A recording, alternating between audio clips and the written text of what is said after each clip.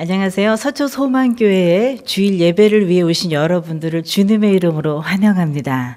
주님께서 맞아주시고 함께해 주시는 말씀의 힘으로 여러분 오신 그 자리에 가장 큰 힘을 북돋아 주시는 시간 될 줄 믿습니다. 아멘. 오늘 주님께서 주신 말씀 함께 보도록 합니다. 오늘 말씀은요, 권능자가 사는 법 시즌2에 들어온 지 벌써 5번째 시간이 되었습니다.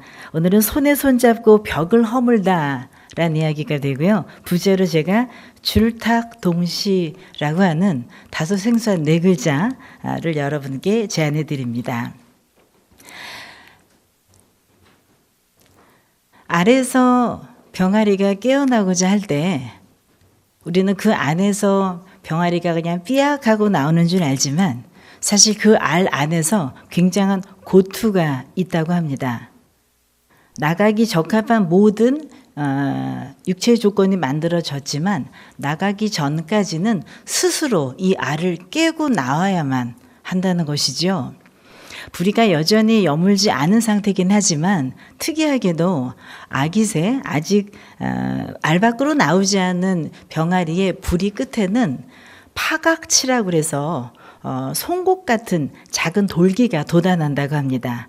그러니까 정상 부리는 아니지만 그것으로 톡톡톡 하고 난막에 안을 쳐서 스스로 안에 있는 자기를 싸고 있는 공기 주머니를 사실 먼저 뚫고 나와서 자기 허파로 숨을 쉬고요. 그 산소가 부족하면 그 난막을 깨서 그 알을 깨서 나오기 위해서 안에서 계속 쫀다고 합니다. 얼마나 힘이 들겠어요. 자, 그런데 이렇게 열심히 알 안에서 병아리가 쪼고 있을 때 어미새가 나타나서 병아리가 톡톡톡 쪼고 있는 그 지점과 소리를 기가 막히게 알아듣고 그 지점을 같이 쪼아준다고 합니다. 그리고 이것을 한자어로 이렇게 얘기한다고 하죠. 이런 특이한 한자가 있습니다. 줄이라고 하는 말은 순수한 우리말이 아니고요. 한자어인데 새끼가 알 속에서 껍질을 쪼며내는 소리를 뜻하고요. 탁이라고 하는 말은 어미닭이 밖에서 껍질을 쪼아 깨뜨려 주는 것. 즉, 한 생명이 태어나기 전까지는 안에서도 무던히 노력을 해야 하고요. 그 노력에 대한 응답으로 어미새도 함께 조력을 하여서 귀한 한 생명이 태어난다는 것입니다. 그것이 함께 공조해야 하기 때문에 이 말을 다 붙여서 줄탁동시라고 하는 한자성어가 있습니다. 어떻습니까? 우리가 어떤 일을 향해서 바라볼 때 참 그 사람 수고했지 라고 얘기하고 공을 돌리곤 하지만 그 사람 혼자만의 일이었을까 한번 생각해 봅니다. 모든 일은 모든 공적 뒤에는 회사를 운영하거나 학문적인 연구나 그 어떤 결과물이 분명한 것들 안에는 사실 한 사람의 이름으로 대변되기 힘든 수많은 힘의 조직이 그 뒤에 숨어 있다는 것이지요. 인간사는 어떻겠습니까? 인간사는 그야말로 우리가 열심히 살아서 믿음 좋아서 힘내서 난관도 극복하고 또 열심히 부지런히 그 길을 달리는 것처럼 보이지만 사실은 우리의 신앙생활 뒤에도 보이지 않는 어미새와 같은 큰 품이 있다는 것을 기억하면 좋겠습니다. 사도행전 벌써 우리가 10장에 이르렀습니다. 그래서 오늘은 큰맘 먹고 제가 여태까지 뭘 했는지를 좀 한번 복습을 해드리려고요. 자, 기억 나시는 분들 계시겠지만 한번 한눈에 이 안에 다 들어있습니다. 지금 10장 오늘 하려고 그래서요. 자, 1장 한번 기억나시나요? 1장에서는 예수님 승천하시는 이야기가 있었죠. 그리고 남겨진 제자들과 또 함께한 가족들 소수의 인원이 다락방에서 기도하면서 성령의 오심을 기다렸습니다. 1장 8절에 나왔던 땅 끝까지 증인이 되리라 하신 말씀을 붙들고 기도한 끝에 2장에는 오순절 성령 강림 사건이 있었고요. 이때 많은 이방인들이 지나가다가 여행객으로 왔다가 성령 강림 현장에 일어나는 수많은 방언들이 자신들의 이국 나라에서 통용되는 랭귀지인 것을 알고 놀라는 장면이 있습니다.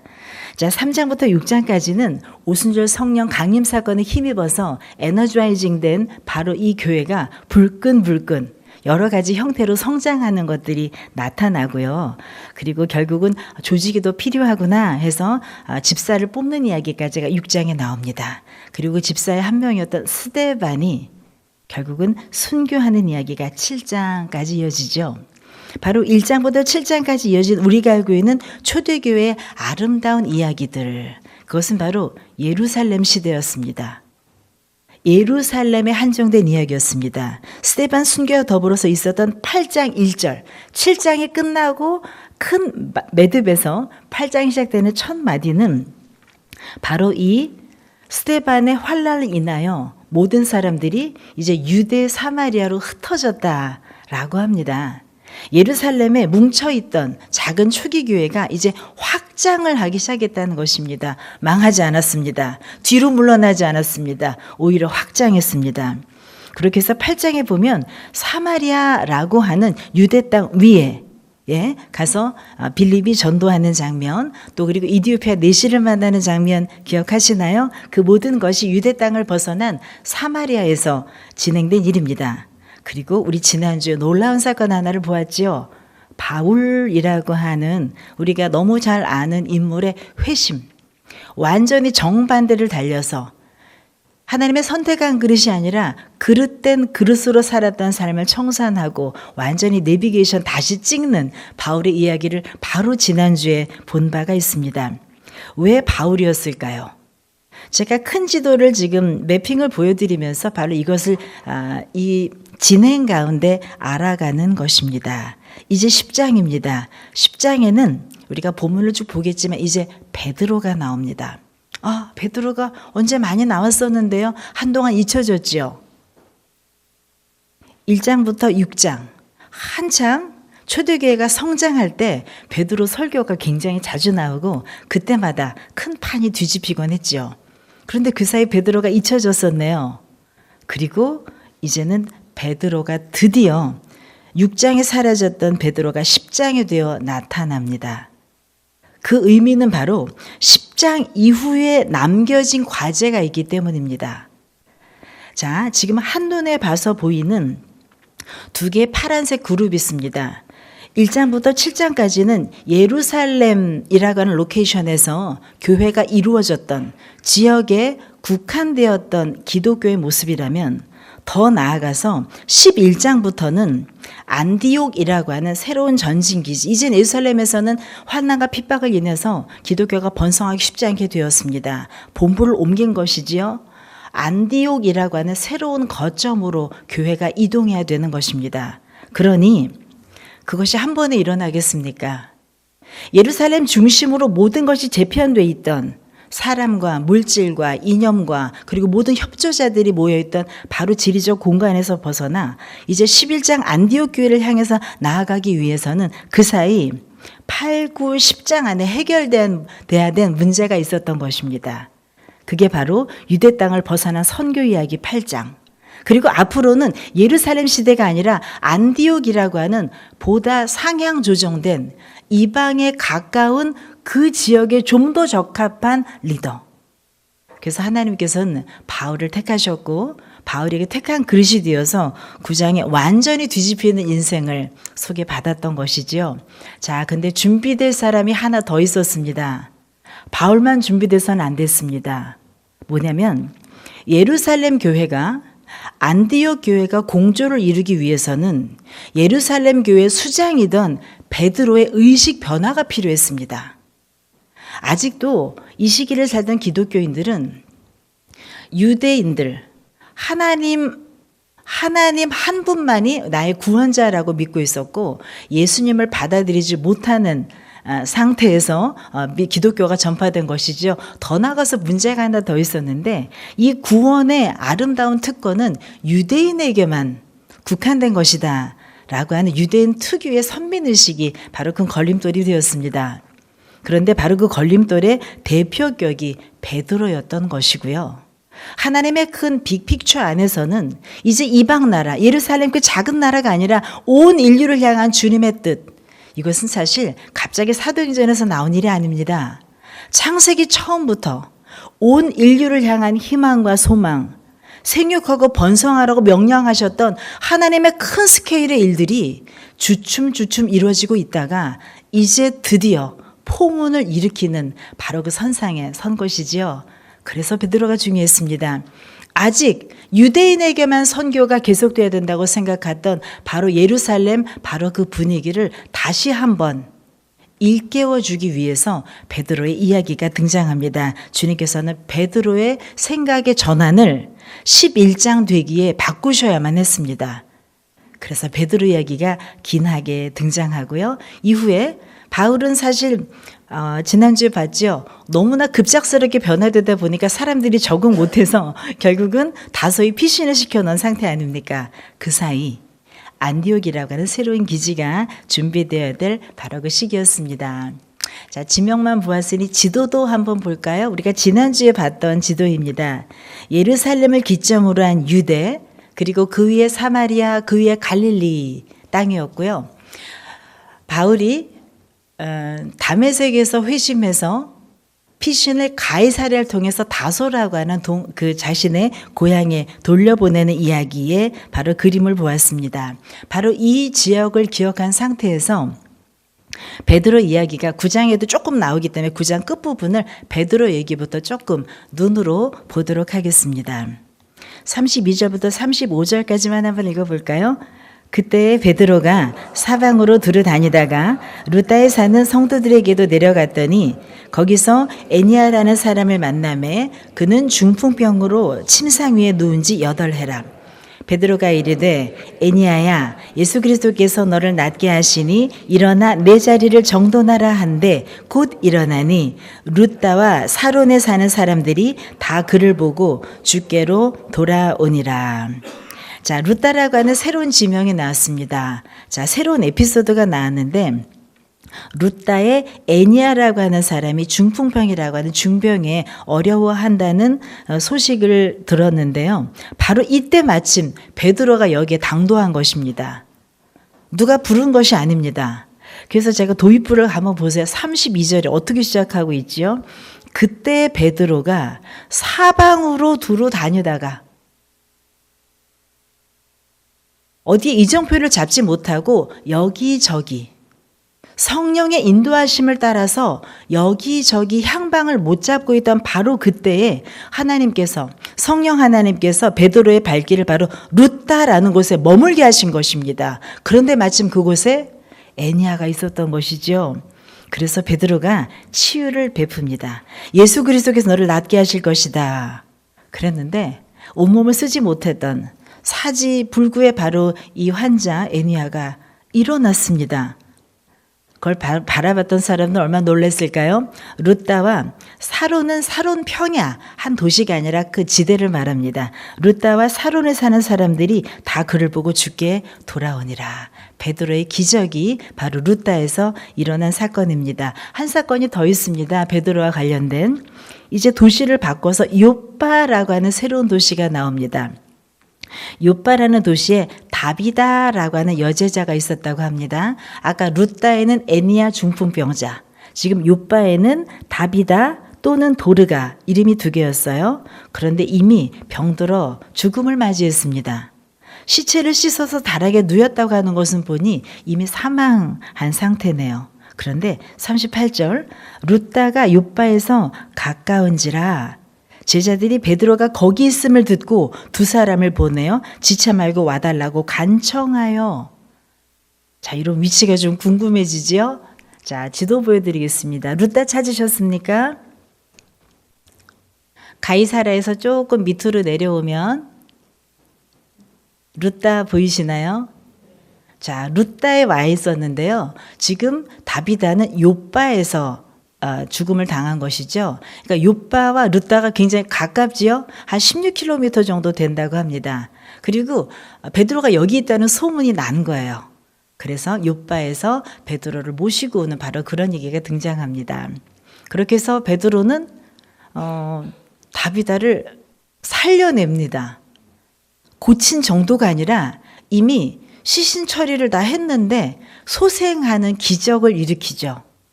베드로가 사도행전 가운데 일으켰던 여러 기적이 있는데 그중에 아주 인상적인 두 개의 기적이 바로 룻다 그리고 욥바에서 있었습니다. 베드로의 동선을 한번 가만 볼까요? 베드로가 예루살렘 교회의 수장이었으니 원래 위치는 어디였겠습니까? 예루살렘에 있었겠지요. 예루살렘에 있다가 그 다음에 우리 오늘 읽으신 9장 32절에 보면 사방을 두루 다니다가 그러다 어디로 왔다고요? 발길이 룻다에 머문 것입니다. 베드로의 동선이 보이십니까? 이렇게 한 11시 방향으로 온 것이죠. 그랬는데 또 다비다의 죽음 소식을 듣고 욥바로 또 갔네요. 아마 베드로가 룻다에 발길이 닿았던 것, 이것도 의미가 있는 거 아닐까요? 다비다의 죽음을 앞두고 하나님께서는 베드로의 발을 룻다까지 옮겨두신 겁니다. 만약에 예루살렘에 그저 있었으면 아마 욥바와 룻다가 가까우니라 이런 말이 나오지 않았겠지요. 여기서부터도 베드로의 행보가 석연치 않게 어떤 이끌림에 의해서 지금 진행되고 있다는 것이 느껴집니다. 이렇게 해서 결국 다비다 그리고 도르가라고 하는 그 제자를 소생시키는 장면이 있고요. 마찬가지로 사람이 살아났으니 욥바에 있는 사람들이 다 예수님을 믿게 됐겠지요. 그리고 베드로는 욥바에 여러 날 머물게 됩니다. 이것도 잘 받으세요. 욥바에 머물게 됩니다. 그리고 누구 집이냐면 시몬이라고 하는 무두장이 집에서 머물게 되는 이야기가 펼쳐집니다. 자, 그래서 우리 지금 읽으신 9장의 마지막 부분이에요. 32절부터 43절까지 보시면 바로 읽으신 그대로입니다. 베드로는 전체 그림을 모른 채 사방으로 두루 다니는 성령의 이끌림의 대상이 됩니다. 또 룻다에서 에니야 치유, 욥바에서의 다비다 소생, 하나님의 시나리오는 이미 진행 중이었던 것입니다. 자, 그러면 10장은 어떻게 이어지나 볼까요? 갑자기 가이사랴, 고넬료, 또 굉장히 다른 사람의 이름, 다른 지명이 나오네요. 가이사랴는 아까 살짝 보셨죠? 욥바에서 조금 해안을 따라 올라가면 있는 곳이었고 일전에 9장에 보면 바울을 다소로 대피시키기 위해서 항구를 사용했던 곳이었습니다. 자, 그 가이사랴는 전통적으로 항구가 있었기 때문에 로마 제국 시절에 그쪽에서 군수 물자 또 그리고 군대가 이동하는 중요한 군항지 같은 곳이었습니다. 그래서 여기는 로마 군대 주둔지로 아주 유명했지요. 아니나 다를까 고넬료라고 하는 사람은 이탈리아 부대라고 하는 군대의 백부장이었다고 합니다. 백부장은 흔히 100명 정도의 부대원을 이끄는 부대장이라고 그냥 쉽게 생각하시면 되겠습니다. 한마디로 고넬료는 혈통이 어떻게 되죠? 어느 나라 사람인 것이죠? 로마 사람입니다. 대놓고 이방인입니다. 그런데 여기 근무를 하게 되어서 우리 주한 미군이 미국에 사시는 우리 미군이 한국에 와서 직장처럼 일하게 되는 것처럼 지금 고넬료는 주둔해야 되는 로마 군인으로서 식민지인 팔레스타인에 지금 와 있는 상태인 것입니다. 그런데 2절에 보니까 이분을 향한 서술이 좀 특이합니다. 그가 경건하여 온 지방과 더불어 하나님을 경외하며 백성을 많이 구제하고 하나님께 항상 기도하더니 아니 도대체 이분은 어떤 분인가요? 로마 군인인데 하나님께 항상 기도하는 신앙인이었던 것입니다. 아주 독특, 아주 귀한 바로 그런 분이었습니다. 3절에 보면 여느 때와 같이 습관적으로 그 시간을 정해서 기도합니다. 제 9시쯤 됐다고 합니다. 이스라엘의 성경 중에 나오는 시간의 단위는 어떻게 되냐면 해 뜰 때부터를 새벽 6시로 봅니다. 오전 6시. 그리고 그때부터를 그때부터를 하나, 둘, 1시, 2시, 3시 세는 거예요. 그럼 9시면 몇 시쯤 될까요? 오후 3시경이 됩니다. 오후 3시쯤에 기도하는 시간이었어요. 그런데 기도 중에 환상을 봅니다. 하나님의 사자가 얘기합니다. 너가 하나님께 기억되어서 내가 귀한 사람을 보낼 건데 베드로라 하는 시몬을 청해라. 그가 지금 욥바에 있다. 라는 걸 환상으로 알려주신 것입니다. 아주 뭐라 그럴까요? 초월적인 일이죠. 신비한 일이죠. 이 일이 늘 기도하고 하나님을 섬기던 이방인 로마 군인 고넬료에게 임한 것입니다. 요빠에 베드로가 있다는 소식을 듣고 그를 청하라는 얘기를 듣죠. 곧바로 시행합니다. 자기 부하를 중에서 요빠로 보내는 이야기. 자, 여기에서 우리 고넬료를 이끄시는 10장 이후 얘기를 조금 저희가 한번 요약해보고 들어가겠습니다. 고넬료는 그런 사람이었습니다. 유대인 전혀 아니고요. 그것도 로마 군인이었으니 유대인들과는 아마 정서적으로 친절하게 들어오긴 쉽지 않은, 우호적인 인물이긴 쉽지 않았던 캐릭터인데, 고넬료가 바로 이런 환상 가운데 요빠에 있는 베드로를 청하라는 이야기를 듣지요. 그래서 결국 청하게 되고 베드로가 이르게 됩니다. 자, 그래서 베드로와 만나게 되는 이야기가 바로 이어지게 되는데, 하나님께서는 이 시간을 하루하루 사용하셨어요. 하루는 고넬료가 환상을 봤습니다. 그리고 사람을 보냈어요. 요빠에 가서 베드로를 데려오라고. 근데 가이사랴와 요빠는 좀 거리가 있어서 약 55km 정도가 됩니다.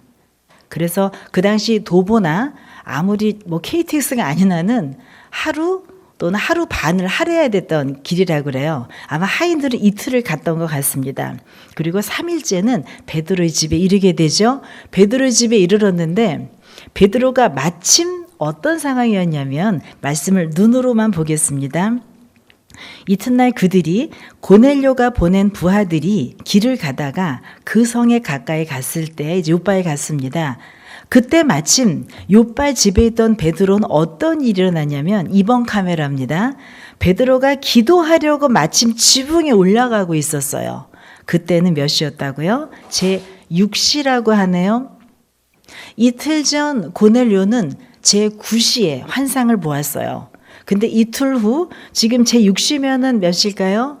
정오가 되겠죠. 그래서 기도도 하고 식사 때가 되어서 시장했던 것 같아요. 근데 상이 차려진 것이 아니라 큰 보자기 안에 여러 희귀한 동물들이 가득 찬 것입니다. 이것은 레위기에서 정한 부정한 짐승들을 말했습니다.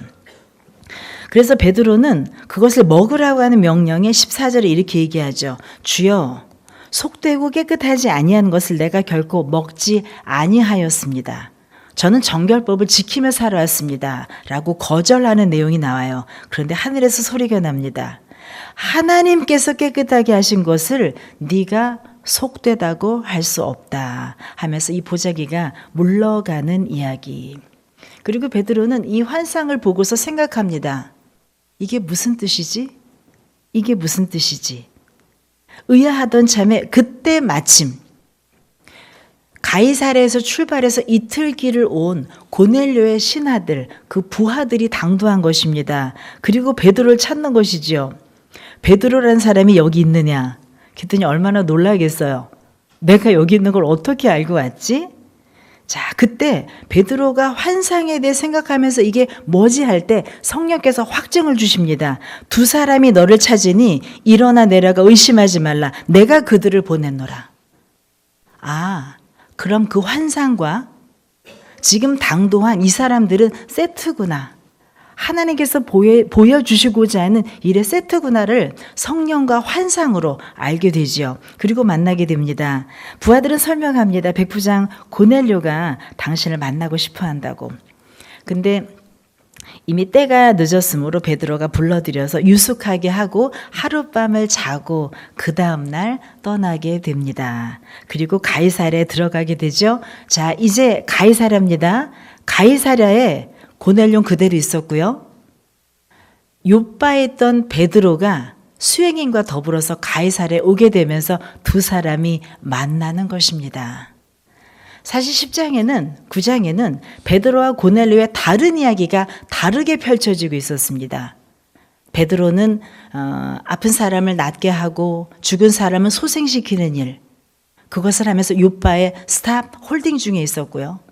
그리고 고넬료는 환상 중에 하나님께서 보여주신 베드로라고 하는 사람을 지명하며 그 사람을 데려오는 일을 부하를 통해 진행하고 있었죠. 각기 다른 동선에서 서로가 누군지 모른 채 진행 중이었습니다. 그런데 이제 드디어 만났습니다. 드디어 여기서 부딪히게 되는데 이게 바로 가이사랴. 그러면서 얘기합니다. 베드로가 이야기합니다. 유대인으로서 이방인과 교제하며 가까이 하는 것이 위법인 줄은 너희도 알거니와. 이게 베드로의 첫 마디였습니다. 왜 베드로의 생각이 교정돼야 됐는지 아시겠죠? 이전까지 모든 복음의 수혜 대상은 유대인으로 국한돼 있었습니다. 베드로도 그렇게 알고 있었고 그 믿음에 충실하여서 자신의 충성을 하였던 바로 그 사람이었던 것이거든요. 그런데 하나님께서 환상을 통해서 완전히 그것을 전복시켜 주셨습니다. 부정의 개념도 완전히 새롭게 정해 주셨어요.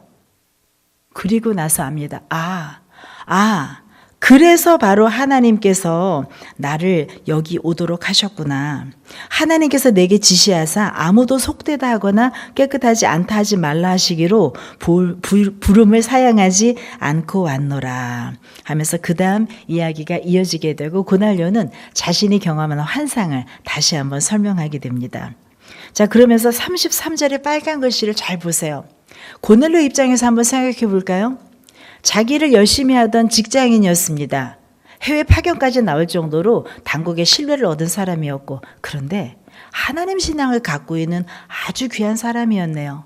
그런데 그 신앙을 혼자 부여잡고 있었는데 하나님께서 그 신앙을 다시 한번 확증해 줄 사람으로 베드로를 예루살렘에서 루다에서 요빠를 거쳐서 가이사랴까지 데려오신 것입니다.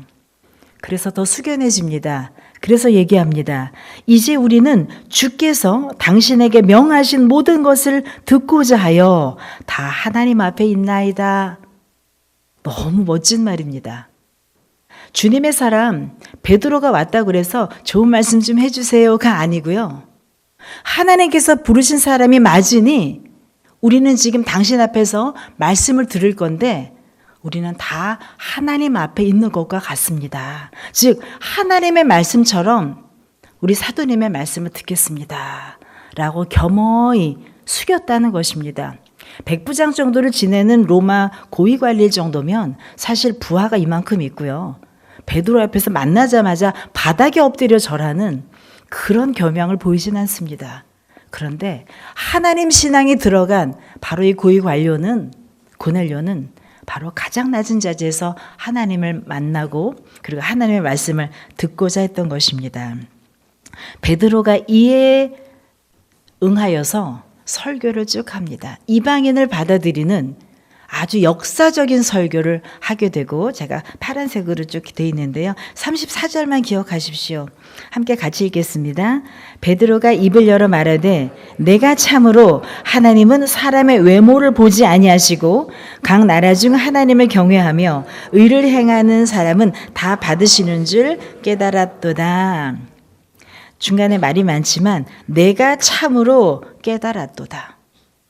베드로가 여기서 대오각성을 하는 것입니다.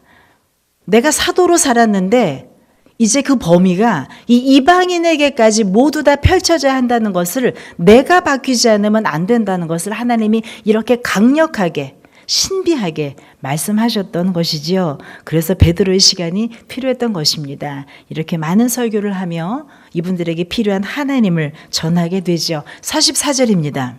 설교가 끝나고 나니까 베드로가 이 말을 할 때에 성령이 말씀 듣는 모든 사람에게 내려오시니 여기에는 고넬료와 식구들, 지인들 그리고 요빠에서 함께 온 사람들도 있었습니다. 그런데 그 모든 사람에게 성령이 내린 것입니다. 우리 앞서 설교를 듣기 전에 우리 고넬료의 자세를 보았지요. 우리가 다 하나님 앞에 있습니다. 말씀만 하옵소서. 그랬더니 거기에 성령이 임한 것입니다. 성령이 임하기만 하면 성령께서 주시는 지혜와 지식과 권능의 주인이 될 수 있습니다. 근데 우리가 왜 그 성령을 충만하게 누리지 못하냐면 어떻게 보면 우리는 하나님 앞에 서 있다는 마음을 가끔 있기 때문이 아닐까 생각해 봅니다. 교회 자주 오지만 말씀을 많이 듣지만 우리가 다 하나님 앞에 있습니다 라는 마음으로 내 마음이 겸비한지 돌아보게 하는 부분입니다.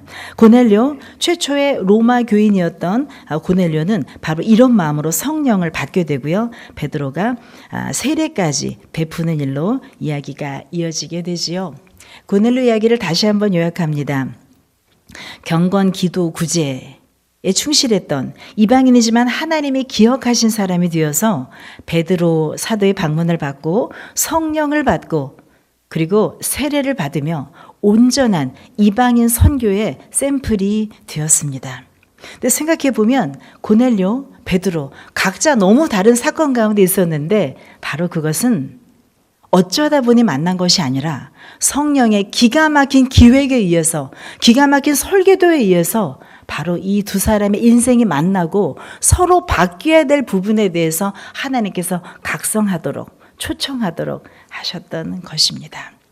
우리 인생 가운데 우연히 일어났다고 생각하는 만남들, 사실은 그 만남이 이루어지기까지 하나님께서 양자에게 얼마나 많은 다른 사연과 다른 루트를 주시는지 모릅니다. 그것이 하루라도 아니면 한 장소라도 어긋났으면 결코 이루어질 수 없었을 만남들, 그리고 거래들, 결정들, 바로 그것이 우리 뒤에 얽혀 있습니다.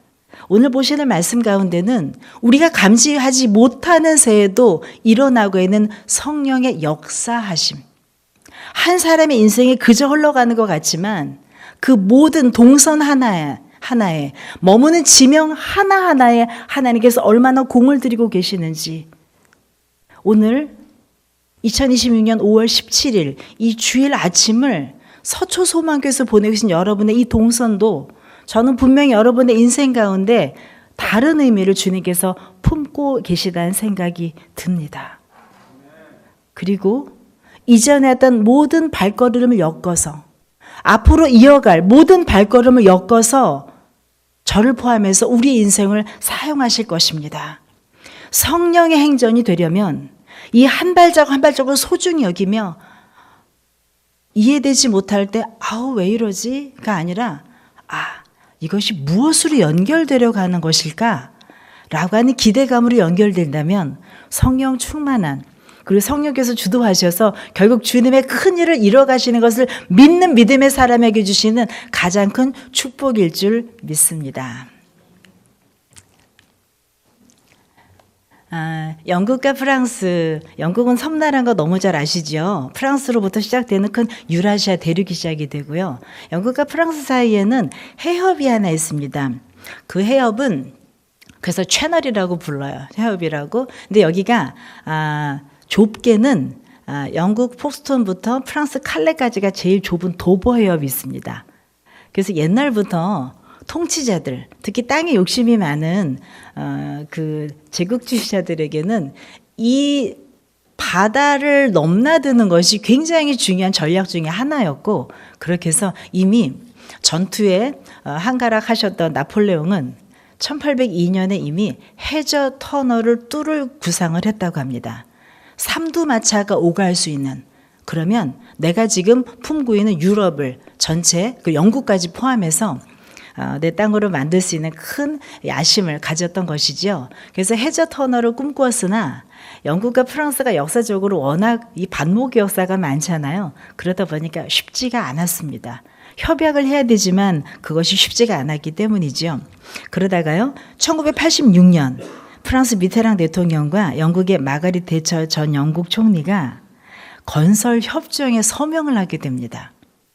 우리가 시대적 흐름에 맞춰서 터널을 뚫으면 좋겠다. 양국이 함께 조인하면서 결국 총 공사비 150억 달러를 들여서 6년 만에 터널을 뚫습니다. 그리고 그 칼레와 폭스톤 사이 그 해저가 한 50km 정도 된대요. 거기를 터널 3개를 뚫어서 영국행, 프랑스행, 그리고 중간에 비상, 이렇게 3개를 뚫는 큰 공사가 있었습니다. 그것 때문에 배로 돌아가면 2시간 이상 걸리던 그곳이 단 35분으로 단축됐고, 런던에서 파리까지 3시간이면 가는, 그리고 많이 가보셨죠? 그 밑으로 가는 열차를. 바로 이런 일이 있었습니다. 자, 이렇게 해서 해저 터널이 뚫리게 되고 이걸 채널 터널이라고 부릅니다. 우리가 보통 유로 터널이라고 하는데 채널 터널이 맞습니다. 그래서 양국을 연결하는 일이 시작이 된 거예요. 근데 이 일이 쉬웠겠어요? 쉽지 않죠. 그렇게 해서 어떻게 했냐면 양국이 프랑스에서 먼저 뚫고 영국에서 뚫고 서로 뚫어가는데 보이진 않습니다. 하지만 만날 그 지점을 향해서 아주 정밀한 설계도를 안에 그리면서 진행을 했던 것입니다. 진행할 때 그걸 어떻게 알아냈을까 싶은데 지상에 기준점을 설정해서 동일한 좌표계를 공유하는 기준점을 굉장히 소중히 여기면서 좌표를 먼저 결정했고요. 그 다음에 레이저 유도 시스템을 사용해서 각 착굴되는 그 지점마다 그것이 엇나가지 않도록 레이저로 수정해주는 그리고 이게 그 길을 어긋난 것 같으면 레이저가 알람을 울려줘서 다시 바로잡고 하는 일을 지속했다고 합니다. 아무튼 이런 아주 여러 가지 과학적인 설계와 노력을 통해서 결국 만난 게 언제냐면 1990년 12월 1일 드디어 양쪽에서 팠던 만났습니다.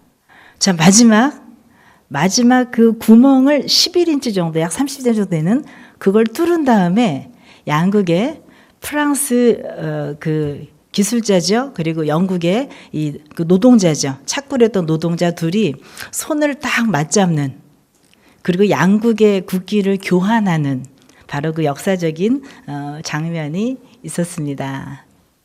자, 그리고 이 굴이 처음으로 딱 뚫릴 때 양쪽의 기압이 수평이 되면서 훅 하는 바람이 불었다고 해요. 역사적인 장면이었을 것 같습니다. 서로 각자 나라의 언어로 인사를 하면서 기쁘게 이 시간을 즐겼다고 하고 세계사적으로 아주 유명한 바로 그 상황이 되었습니다. 어떻습니까?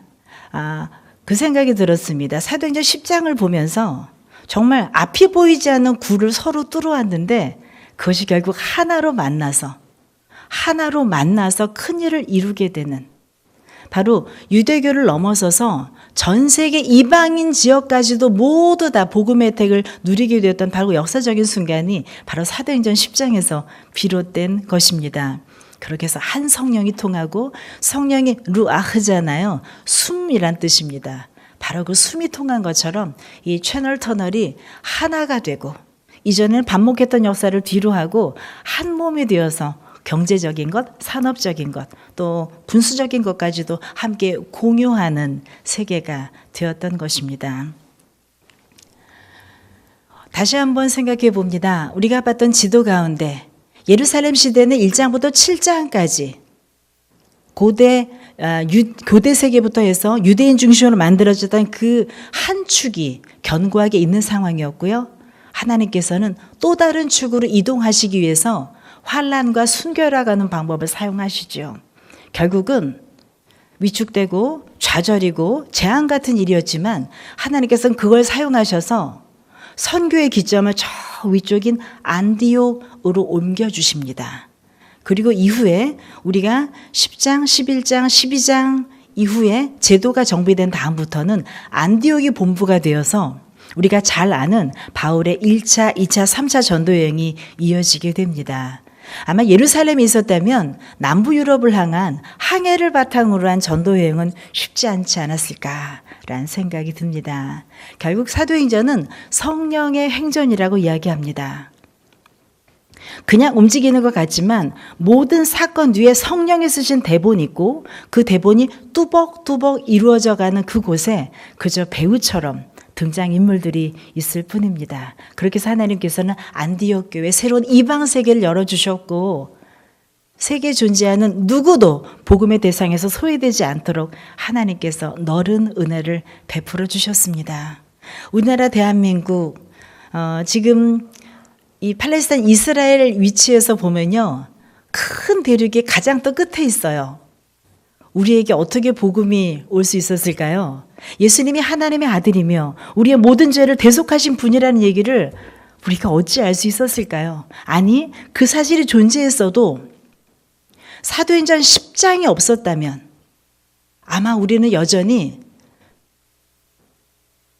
복음의 수혜를 받지 못한 채 하나님의 자녀가 되지 못하고 처참한 생활을 해야 됐을 것입니다. 바로 그 놀라운 사건이 사도행전 10장에 있었고 그걸 통해서 하나님께서 우리의 새로운 인류, 특별히 대한민국 같은 우리에게도 복음의 기회를 주시는 놀라운 일이 생겼다는 것입니다.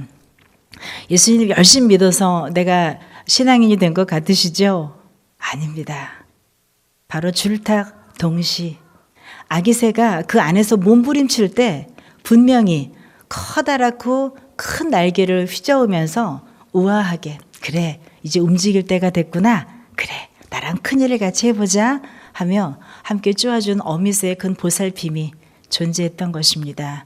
이제 사도행전은 이방 세계를 향해 나아갑니다. 예루살렘에 갇힌 종교가 아니라 이 땅에 존재하는 생경한 문화를 향해서 나아가는 놀라운 큰 발자국을 바로 이로써 베드로의 각성과 고넬료라고 하는 선진적인 이방인 신앙인을 통해서 이뤄가는 것입니다. 우리는 모두 새로운 만남을 갖습니다. 때론 어색하고 서툴러서 이 만남이 아름다운 걸까를 생각해 보기도 합니다. 하지만 사도행전의 앵글에서 바라볼 때 모든 만남은 하나님께서 지금 기획하고 조종하시며 지금도 앞으로도 남아있는 시나리오가 많은 주님의 일을 이뤄가는 과정입니다.